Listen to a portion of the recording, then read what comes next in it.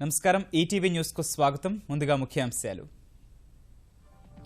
అమరావతి నిర్మాణ వ్యయం 27,000 కోట్లు. లోక్సభకు తెలిపిన కేంద్రం.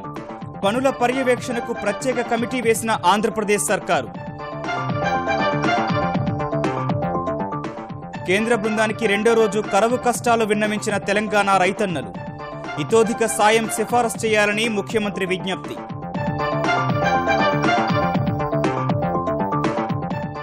కృష్ణా జలాలపై సుప్రీంకు అభిప్రాయం చెప్పిన కేంద్రం.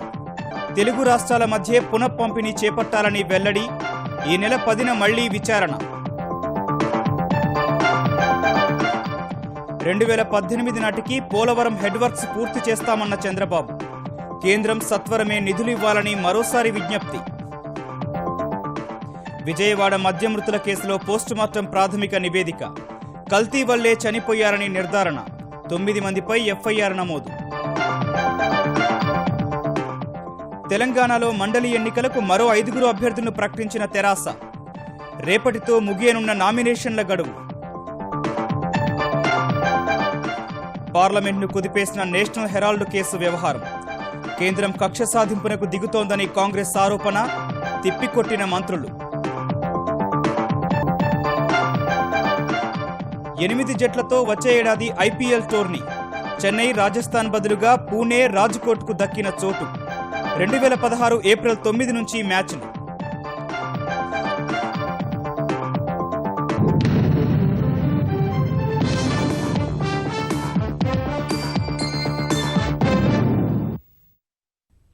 వర్షాభావ పరిస్థితుల కారణంగా వ్యవసాయం సంక్షోభంలో చిక్కుకోకుండా కేంద్రం చర్యలు చేపట్టాలని ముఖ్యమంత్రి కేసీఆర్ కరువు పరిశీలనకు వచ్చిన బృందాన్ని కోరారు.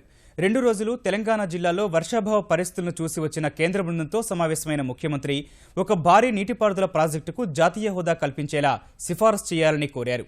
పంటలు ఎండిపోయి దిక్కుతోచని స్థితిలో ఉన్న తమను ఆదుకోవాలని అంతకుముందు జిల్లాలో పర్యటించిన బృందానికి రైతులు విజ్ఞప్తి చేశారు.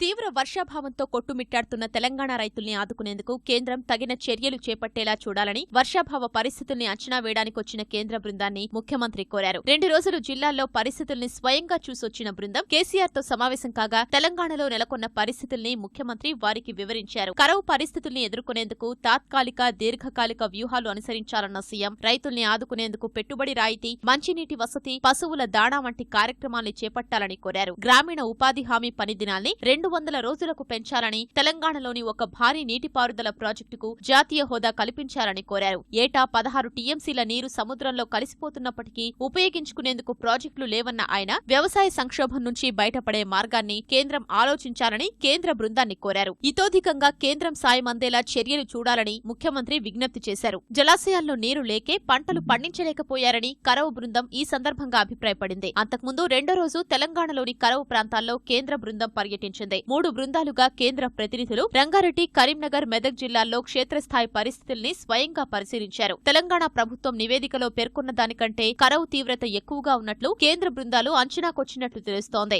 మెదక్ జిల్లా సంగారెడ్డి, మనూర్, కంక్టీ మండలాల్లో కరవు తీవ్రతను కేంద్ర ప్రతినిధి బృందం పరిశీలించింది. కంక్టీలోని సర్దార్ తండాలో ఎండిపోయిన పంటల్ని సభ్యులు చూశారు. ఎండిపోయిన మంజీరా నదిని, అడుగట్టిన జలాశయాన్ని సందర్శించారు. సంగారెడ్డి కలెక్టరేట్లో కరవు ఛాయాచిత్ర ప్రదర్శన తిలకించారు. రంగారెడ్డి జిల్లా ఇబ్రహీంపట్నం, చేవెళ్ల, పరిగి, వికారాబాద్ లో కేంద్ర వ్యవసాయ శాఖ సంయుక్త కార్యదర్శి ఉత్పల్ కుమార్ సింగ్ నేతృత్వంలోని బృందం పర్యటించింది. రైతులతో మాట్లాడి పరిస్థితి తీవ్రతను తెలుసుకున్నారు. We are visiting different parts of Rangareddy district. Everywhere that we went, we spoke to farmers. Farmers were given an opportunity of explaining their situation. We have made note of what they have said, and accordingly our recommendations will be made. పత్తి వేస్తే 2 ఎకరాలు పత్తి పెట్టినాము. అది సరిగా దిగుబడి రాలేదు. 10 quintal అయ్యేది, 12 క్వింటాలు అయ్యేది, 2 క్వింటాలు 2 క్వింటాలన్నర అయింది. ఈ క్యారెట్ అయితే అస్సలే ఊరలేదు వర్షం లేక. తెలంగాణ సచివాలయంలో కేంద్ర బృందాన్ని కలిసిన తెలంగాణ తెలుగుదేశం నేతలు ఒక్కో కరవు మండలానికి ₹1 కోటి చొప్పున కేంద్రం వెంటనే పరిహారమిచ్చేలా చూడాలని వినతిపత్రం అందజేశారు. నవ్యాంధ్ర రాజధాని అమరావతి నిర్మాణానికి 27,000 కోట్ల రూపాయలు ఖర్చవుతుందని నిపుణుల కమిటీ అంచనా వేసినట్టు కేంద్రం లోక్సభలో తెలిపింది. అమరావతి నిర్మాణానికి ఎంత ఖర్చవుతుందనే అంశంపై ఓ సభ్యుడు అడిగిన ప్రశ్నకు సమాధానమిచ్చిన కేంద్ర హోంశాఖ సహాయ మంత్రి హరిభాయ్ పరాతీభాయ్ చౌదరి 27,097 కోట్ల రూపాయలు అవసరమవుతాయని కేంద్రం నియమించిన నిపుణుల కమిటీ అంచనా వేసినట్లు తెలిపారు. రాజధాని పరిధిలో ప్రధాన భవనాల నిర్మాణానికి 10,519 కోట్లు, మౌలిక వసతులకు 1,536 కోట్లు అవసరమవుతాయని కమిటీ అంచనా వేసినట్లు వెల్లడించారు. అమరావతి నగర పరిధిలో మౌలిక వసతుల కల్పనకు 5,861 కోట్లు, నగర విస్తరణకు అవసరమైన మౌలిక సదుపాయాల అభివృద్ధికి 9,181 కోట్ల రూపాయలు అవసరమవుతాయని కమిటీ అంచనా వేసినట్టు చౌదరి చెప్పారు. 2014-15, 2015-16కు సంబంధించి 1,850 కోట్ల రూపాయలు ఆంధ్రప్రదేశ్కు అందజేసినట్లు తెలిపారు. మోదీ నాయకత్వంలోని కేంద్ర ప్రభుత్వం నవ్యాంధ్ర రాజధాని నిర్మాణానికి సహకరిస్తుందని వివరించారు. అమరావతిలో రాజధాని తొలిదశ నిర్మాణం 2018 నాటికి పూర్తి చేయాలని భావిస్తోన్న ఆంధ్రప్రదేశ్ సర్కారు ముఖ్యమైన నిర్మాణాలు, ప్రభుత్వ భవన సముదాయాలు, ఇతర ప్రధాన భవన సముదాయాలను ప్రత్యేక ఆకర్షణగా తీర్చిదిద్దే ప్రక్రియ పర్యవేక్షణకు ప్రభుత్వ ప్రధాన కార్యదర్శి నేతృత్వంలో కమిటీని వేసింది. ఈ మేరకు నిర్మాణ లక్ష్యాలకు ఈ కమిటీ రూపకల్పన చేయడం సహా రాజధాని నిర్మాణం సకాలంలో పూర్తి చేసేందుకు ఎప్పటికప్పుడు చర్యలు చేపడుతుంది. మొత్తం 10 మంది ఉండే ఈ కమిటీలో సిఆర్డీఏ కార్యదర్శి సభ్య కార్యదర్శిగా పనిచేస్తారు. రహదారులు, భవనాలు, సాధారణ పరిపాలన, గృహ నిర్మాణ శాఖల ప్రత్యేక ప్రధాన కార్యదర్శులు, పురపాలక, జలవనరులు, పరిశ్రమలు, రెవెన్యూ శాఖల ముఖ్య కార్యదర్శులు ఇందులో సభ్యులుగా ఉంటారని ప్రభుత్వం తన ఉత్తర్వుల్లో వివరించింది. నిర్దేశిత పరిమితిలో జరగాల్సిన పనులను అవి పూర్తి చేసే క్రమాన్ని ఈ కమిటీ రూపొందిస్తుంది. కృష్ణానదీ జలాల పునర్పంపిణీ ఆంధ్రప్రదేశ్, తెలంగాణ మధ్యనే జరపాలని కేంద్ర ప్రభుత్వం సుప్రీంకోర్టుకు తెలిపింది. మహారాష్ట్ర, కర్ణాటకలకు ఇబ్బంది కలిగించకుండా ఉమ్మడి రాష్ట్రానికి ఇచ్చిన జలాలని తెలుగు రాష్ట్రాల మధ్య కేటాయింపులు జరపాలని విన్నవించింది. కృష్ణా జలాల వివాదంపై స్పష్టమైన వైఖరి తెలపాలన్న సుప్రీంకోర్టు ఆదేశాల మేరకు కేంద్రం తన అభిప్రాయాన్ని వెల్లడించింది. మరోవైపు ఈ అంశంపై అఫిడవిట్ సమర్పణకు మరికొంత సమయం కావాలని కేంద్రం తరఫున తుషార్ మెహతా విన్నవించారు. ఇక కేంద్ర ప్రభుత్వ నిర్ణయాన్ని అధ్యయనం చేసేందుకు కొంత సమయం కావాలని తెలంగాణ తరఫు న్యాయవాది వైద్యనాథన్ అభ్యర్థించారు. ఈ విజ్ఞప్తులు దృష్టిలో పెట్టుకుని సుప్రీంకోర్టు తదుపరి విచారణ డిసెంబర్ 10కి వాయిదా వేసింది. అటు ఉమ్మడి రాష్ట్రానికి ఇచ్చిన జలాలనే తెలుగు రాష్ట్రాల మధ్య కేటాయింపులు జరపాలని కేంద్రం సుప్రీంకోర్టుకు చెప్పడంపై తెలంగాణ ఎంపీ వినోద్ తీవ్ర అభ్యంతరం వ్యక్తం చేశారు.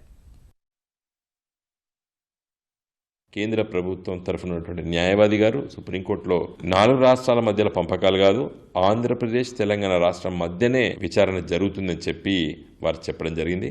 ఇది చట్ట వ్యతిరేకము. సెక్షన్ 3 కింద అసలు 4 రాష్ట్రాలను పిలిచి మాట్లాడాలి కేంద్ర ప్రభుత్వం.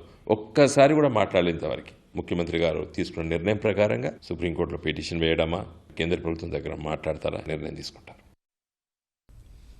కాంగ్రెస్ అధినేత్రి సోనియా గాంధీ, ఉపాధ్యక్షుడు రాహుల్ గాంధీ ఆరోపణలు ఎదుర్కొంటున్న నేషనల్ హెరాల్డ్ కేసు వ్యవహారం పార్లమెంట్ను కుదిపేసింది.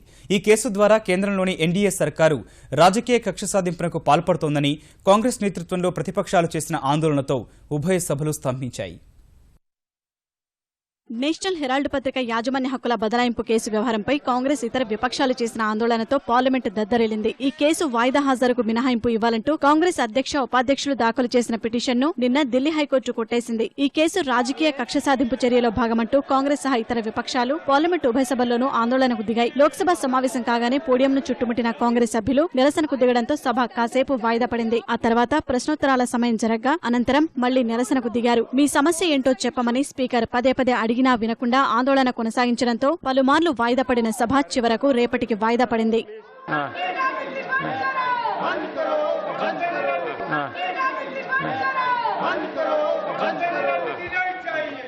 రాజ్యసభలోనూ విపక్షాల నిరసనతో ఎలాంటి కార్యకలాపాలు సాధ్యపడలేదు. ఆందోళనల కారణంగా పలుమార్లు వాయిదా పడిన సభలో చివరగా సమావేశమైనప్పుడు అధికార విపక్షాల మధ్య వాగ్యుద్ధం చోటు చేసుకుంది. కేంద్రం విపక్షాలపై కక్షగట్టిందని కాంగ్రెస్ ఆరోపించగా నేషనల్ హెరాల్డ్ కేసుపై చర్చకు సిద్ధమని అధికార పక్షం సవాల్ విసిరింది.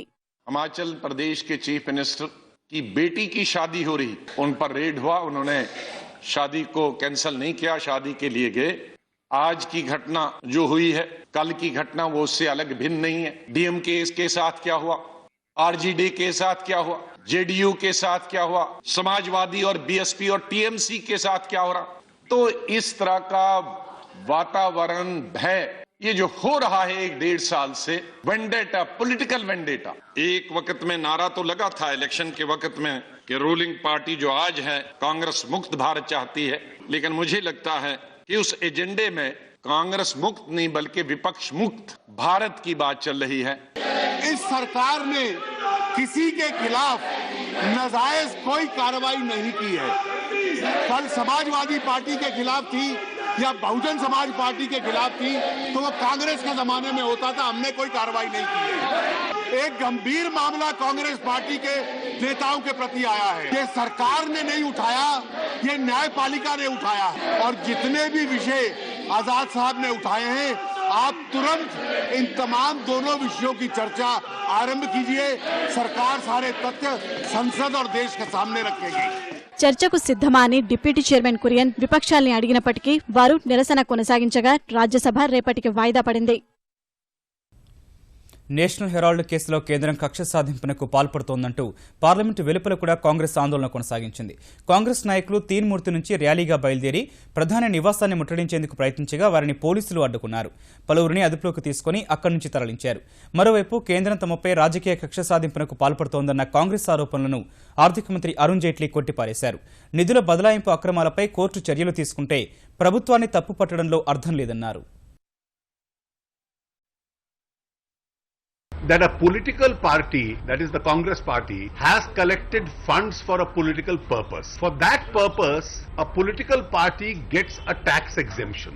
By a series of transactions, those funds have been transferred to a trust and then to a company which is closely held. And that company today is an owner of real estate getting large amounts of rent, which is certainly not a political purpose. So funds collected for a political purpose are being used for a commercial activity. A private complaint has been filed. The government doesn't come into that private complaint at all. The court deemed it necessary to summon the accused. They have challenged those summons in the High Court. The High Court has dismissed their petition and therefore they have to face trial. They have a remedy to either challenge them further or to go to the trial court.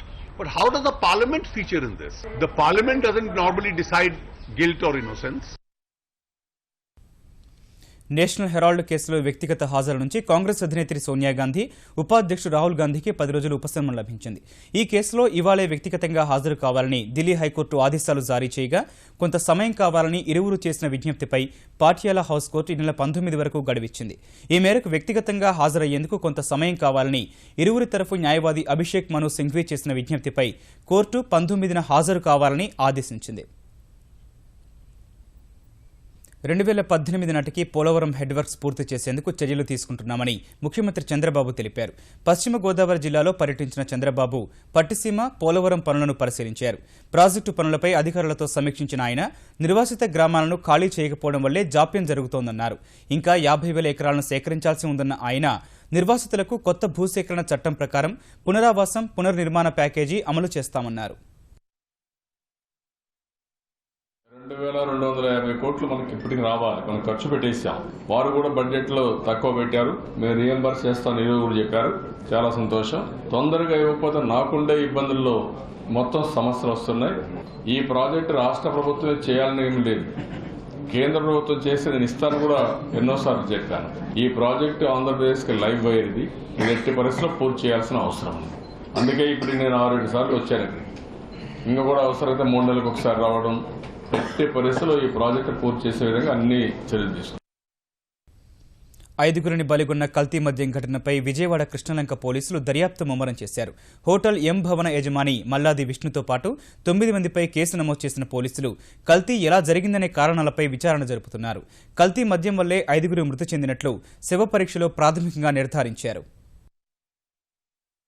కల్తీ జరగడం వల్లే విజయవాడ కృష్ణలంక స్వర్ణ bar and రెస్టారెంట్లో మద్యం తాగి 5గురు మృతి చెందినట్లు శవ పరీక్ష నిర్వహించిన వైద్యులు ప్రాథమికంగా నిర్ధారించారు. పూర్తిస్థాయి నివేదిక వచ్చేందుకు మరో 72 గంటలు పడుతుందన్న వైద్యులు మెదడు, కళ్లు, కాలేయం, కిడ్నీ భాగాలను వైద్య పరీక్షలకు పంపారు. మరోవైపు కల్తీ మద్యం సేవించిన బాధితులు వేర్వేరు ఆసుపత్రుల్లో కోలుకుంటున్నారు. ఆంధ్ర ఆసుపత్రిలో నిన్న 4గురికి వెంటిలేటర్ పెట్టగా పరిస్థితి మెరుగుపడిన 3గురిని తొలగించారు. ఒకరికి మాత్రమే వెంటిలేటర్ కొనసాగిస్తున్నారు. కోలుకున్న 2 ఇంటికి పంపేగా మిగిలిన 27 మందిలో కొందరిని రేపు ఇంటికి సిబిఐకి పంపనున్నారు. ఈ ఘటనపై కృష్ణలంక పోలీసులు దర్యాప్తు ముమ్మరం చేశారు. బోర్ లైసెన్సుదారులుగా ఉన్నవారితో సహా 9 మందిపై ఎఫ్ఐఆర్ నమోదు చేశారు. హోటల్ ఎం భవన యజమాని అయిన మాజీ ఎమ్మెల్యే కాంగ్రెస్ నేత మల్లాది విష్ణుని 9వ నిందితుడిగా చేర్చారు. లైసెన్సుదారులైన మల్లాది విష్ణుతల్లి బాల త్రిపురసుందరమ్మ, కావూరి పూర్ణచంద్ర శర్మ, కె లక్ష్మీ సరస్వతి, విష్ణు బావమరిది భాగవతుల శరత్చంద్ర సహా కాళిదాసు వెంకటరమణ, రాజపరెడ్డి మాలకొండారెడ్డి, టి వెంకటేశ్వరరావు, నున్న వెంకటేశ్వరరావు పేర్లను ఎఫ్ఐఆర్లో నమోదు చేశారు. ఇప్పటికే కల్తీ మద్యం ఘటనపై సెక్షన్ 307, 328తో పాటు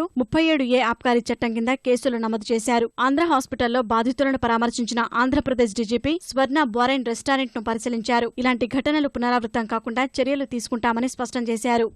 చాలా దురదృష్టమైన సంఘటన ఇది. దీన్ని మాత్రం చాలా సీరియస్ గా తీసుకోవడం జరుగుతుంది. ఇందులో ఎవరి ఇన్వాల్వ్మెంట్ ఉన్నా, ఎంత పెద్దవాళ్ళైనా ఎవరైనా కూడా వదిలిపెట్టే ప్రసక్తే ఉండదు. ఎంతమంది మీదనే కాదు, కేసు బుక్ చేశాము. కేసులో ఎంతమందికి ఇన్వాల్వ్మెంట్ అంతమంది వస్తారు కేసులో. ఇదే సమయంలో మృతుల కుటుంబాలకు ఆంధ్రప్రదేశ్ ఎక్సైజ్ శాఖ మంత్రి కొల్లు రవీంద్ర 5 లక్షల రూపాయల చొప్పున పరిహారం పంపిణీ చేశారు. అటు కల్తీ మద్యం ఘటనతో ఉలిక్కిపడిన ఎక్సైజ్ శాఖ ఆంధ్రప్రదేశ్ వ్యాప్తంగా బార్లు, మద్యం దుకాణాల్లో తనిఖీలు నిర్వహించి అనుమానాస్పద మద్యాన్ని పరీక్షలకు పంపుతోంది.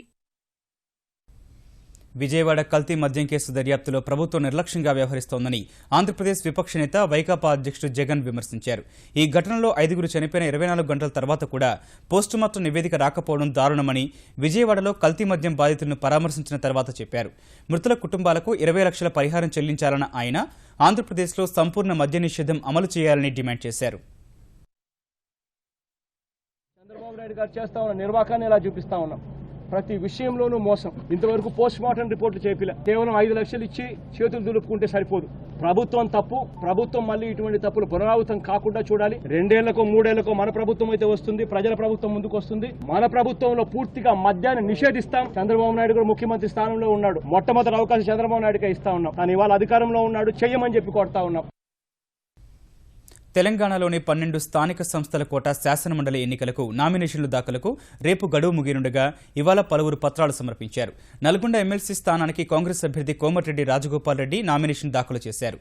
మహబూబ్ నగర్ జిల్లాలో భారతీయ జనతా పార్టీ, తెలుగుదేశం ఉమ్మడి అభ్యర్థి కొత్తకోట దయాకర్ సీనియర్ నేతలు, కార్యకర్తలతో కలిసి వెళ్లి పత్రాలు దాఖలు చేశారు. ఖమ్మం ఎమ్మెల్సీ స్థానానికి వైకాపా అభ్యర్థి లింగాల కమల్ రాజ్ పత్రాలు సమర్పించారు. తెలంగాణలో స్థానిక సంస్థల కోటా మండలి ఎన్నికల్లో 12 స్థానాలకు అధికార తెరాస అభ్యర్థులను ఖరారు చేసింది. ఇప్పటికే 7 అభ్యర్థుల పేర్లను ప్రకటించిన గులాబీ దళం ఇవాళ మిగిలిన 5 అభ్యర్థుల పేర్లను విడుదల చేసింది. మహబూబ్ నగర్ జిల్లాలో 2 స్థానాలకు జగదీశ్వర్ రెడ్డి, నారాయణ రెడ్డి అభ్యర్థిత్వాలను ఖరారు చేసింది. వరంగల్ జిల్లాలో కొండామురళి, రంగారెడ్డి జిల్లాలోని 2 స్థానాలకు పట్నం నరేందర్ రెడ్డి, షంబీపూర్ రాజు తెరాస తరపున బరిలోకి దిగనున్నారు. హైదరాబాద్ను రక్షించాలనే నినాదంతో బల్దియా ఎన్నికలకు దిగాలని తెలంగాణ ప్రదేశ్ కాంగ్రెస్ కమిటీ నిర్ణయించింది. ఇందుకు 24 మంది నేతలతో ఎన్నికల కమిటీని ఏర్పాటు చేసింది. గ్రేటర్ హైదరాబాద్ ఎన్నికల దృష్టిలో పెట్టుకుని గోల్కొండ హోటల్లో సమావేశమైన కాంగ్రెస్ నేతలు వచ్చే జీహెచ్ఎంసీ ఎన్నికల్లో తెరాస సర్కారు వైఫల్యాలను ప్రజలకు వివరించి ఆ పార్టీని ఓడించాలనే నిర్ణయానికి వచ్చారు. హైదరాబాద్ కి సింబల్స్ గా ఉన్న ఉస్మానియా హాస్పిటల్ గురించి, చార్మినార్ గురించి, సెక్రటరీ గురించి కూలగొట్టే మాటలు మాట్లాడుతున్నారు. కానీ కొత్తగా హైదరాబాద్ లో క్రియేట్ చేసే విషయంలో గ్రౌండ్ మీద రూపాయి పని జరగలేదు. కృష్ణానది నుంచి నీళ్లు హైదరాబాద్ కు వస్తున్నాయంటే అది కాంగ్రెస్ ప్రభుత్వం వల్లనే. ఎల్ఎన్టీ ద్వారా మెట్రో రైల్ కడుతున్నామంటే కాంగ్రెస్ పార్టీ వల్లనే. ఫ్లైఓవర్స్ హైదరాబాద్ లో అంటే మరి కాంగ్రెస్ ప్రభుత్వం వల్లనే. వీళ్ళు ఏమీ చేయని మాట మేము ప్రజల్లోకి తీసుకుపోతున్నాము. గ్రేటర్ హైదరాబాద్ నాయకులు అందరం కూడా సమిష్టి కృషితో ముందుకు పోతాము. 2016 జూన్ నాటికి కరీంనగర్ జిల్లా ఎల్లంపల్లి ప్రాజెక్టు ద్వారా 1,50,000 ఎకరాలకు సాగునీరు ఇచ్చే లక్ష్యంతో పనిచేయాలని తెలంగాణ నీటిపారుదల శాఖ మంత్రి హరీష్ రావు అధికారులను ఆదేశించారు. ఈ ప్రాజెక్టుపై సచివాలయంలో సమీక్షించిన ఆయన ప్రాజెక్టు ముంపులోకి వచ్చే చెగ్యాం, ఉండేడ, ముకారావుపేట గ్రామాల్లో ఇళ్ల తరుగుదల విలువను 35% పరిమితం చేయాలని ఆదేశించారు. ఇళ్ల విలువ అంచనాలు పూర్తి చేసిన వాటికి 10 రోజుల్లో పరిహారం చెల్లించాలని చెప్పారు. మేడారం చెరువును జలాశయంగా మార్చే పనులు జనవరిలో ప్రారంభించాలని సూచించారు. లక్ష్యాన్ని చేరుకునే వరకు ఉద్యమ స్ఫూర్తితో స్వచ్ఛ భారత్ కొనసాగిస్తామని ప్రధాని నరేంద్ర మోదీకి చెప్పిన రామోజీ గ్రూపు సంస్థల చైర్మన్ రామోజీరావు ఇవాళ మరికొందరు కేంద్ర మంత్రులను కలిశారు.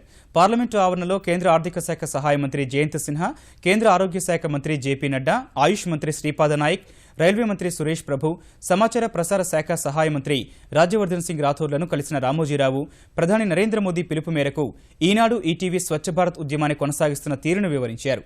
ఇదే సమయంలో రామోజీ మల్టీమీడియా ఓం సిటీ ప్రాజెక్టులపై వారికి వివరించారు. ఇందుకు సంబంధించిన ప్రతులను అందజేశారు.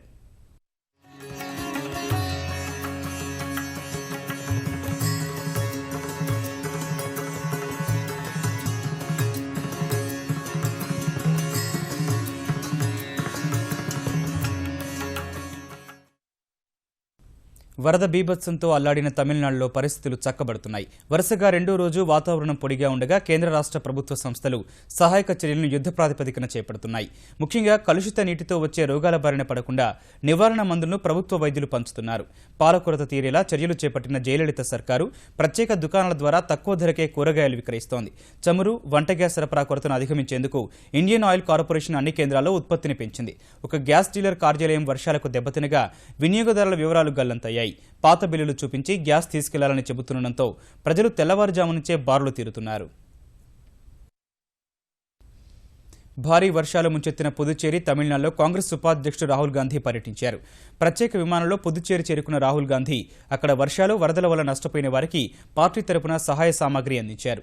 పుదుచ్చేరిలోని రోడిర్పేట, షణ్మగనగర్, ఏచెంకాడుల్లోనూ ఆ తర్వాత తమిళనాడులోని కడలూరు జిల్లాలో పర్యటించిన రాహుల్ బాధితులను పరామర్శించారు. వరద సహాయ చర్యలో రాజకీయాలు కూడదన్న ఆయన బాధితులు కోరుకుంటున్న సాయంపైనే దృష్టి పెట్టాలని అభిప్రాయపడ్డారు. అంతర్జాతీయ మార్కెట్లో ప్రతికూల పరిస్థితుల మధ్య స్టాక్ మార్కెట్లో ఇవాళ కూడా నష్టాల్లో ముగిశాయి. గత 4 సెషన్లలో 639 పాయింట్లు కోల్పోయిన సెన్సెక్స్ ఇవాళ మరో 220 పాయింట్లు క్షీణించింది. ఈ ఉదయం 25,488 వద్ద ప్రారంభమైన సెన్సెక్స్ మొదట్లో కొనుగోళ్ల మద్దతు లభించగా 25,542 పాయింట్ల గరిష్ట స్థాయిని తాకింది. ఈ దశలో ముడి చమురు ధరలు 7 ఏళ్ల కనిష్ట స్థాయికి పతనమైన వేళ గత రాత్రి అమెరికా మార్కెట్లో నష్టాల్లో ముగియగా ఆసియా విపణులు నష్టాల్లో ప్రారంభమవడం దేశీయ మార్కెట్లో సెంటిమెంట్ను దెబ్బతీసింది. విదేశీ మదుపరులు అమ్మకాలు జరపగా 25,257 పాయింట్ల కనిష్ట స్థాయికి పతనమైంది. చివరకు 25,310 వద్ద స్థిరపడింది.